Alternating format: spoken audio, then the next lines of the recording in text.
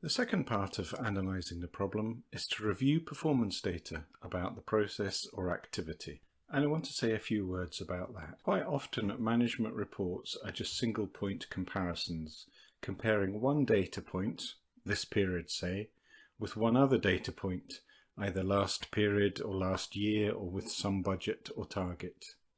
The trouble with these single point comparisons is that they ignore the fact that variation exists within all processes. So comparing a small number of data items with some target or budget, or with this time last year, actually tells us very little. The difference between them could be just random variation. What we actually need to do is review the data over time.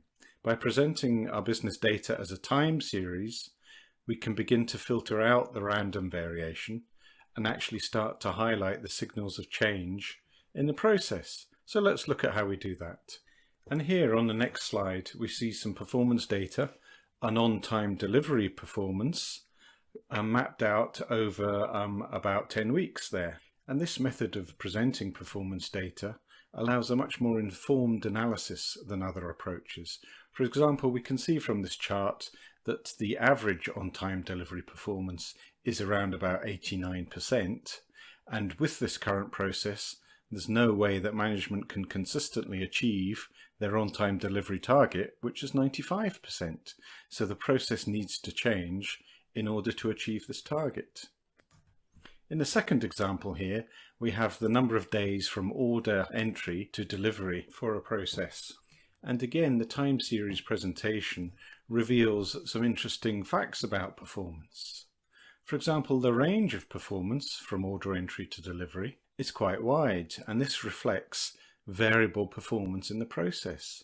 And clearly we see here that there's a problem around weeks sort of 27 to 29 when the number of days from order entry to delivery increased quite dramatically. Also, we see that from week 31 onwards, the number of days has reduced, and we wondered if this is an improving trend, if some improvement activity has taken place here.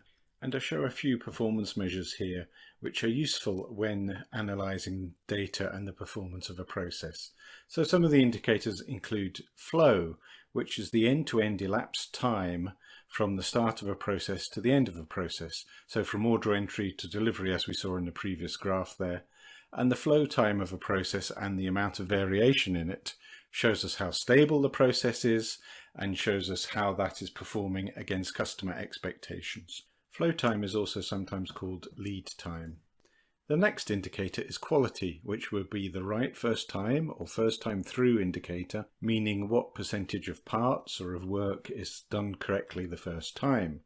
As an alternative, we could use the number of scrap items at a processing step or the amount of rework.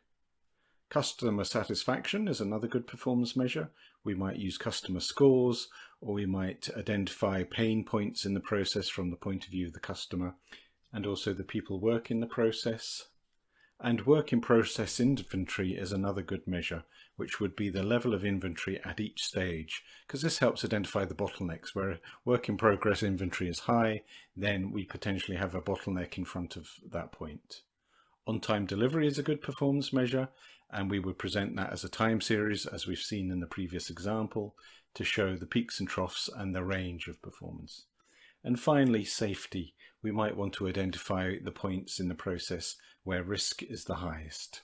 Key points then for analysing the data?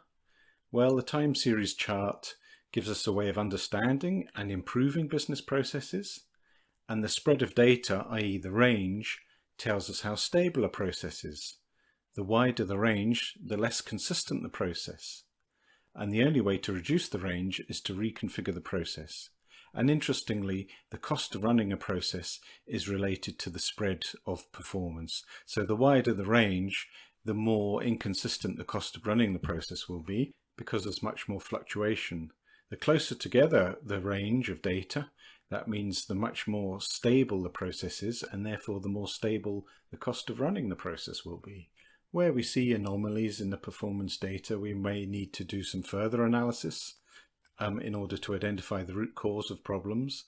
For example, we may want to look at it by day of the week, by shift, and any other factors or characteristics that we can identify. A pattern of data points also tells us stuff. For example, it can indicate any changes in the process itself. We should investigate any sudden troughs or peaks, see what was different, what occurred when those peaks or troughs happened, so that we can start to isolate what's causing the issues. Brian Joyner's quote from his book Fourth Generation Management is apposite here.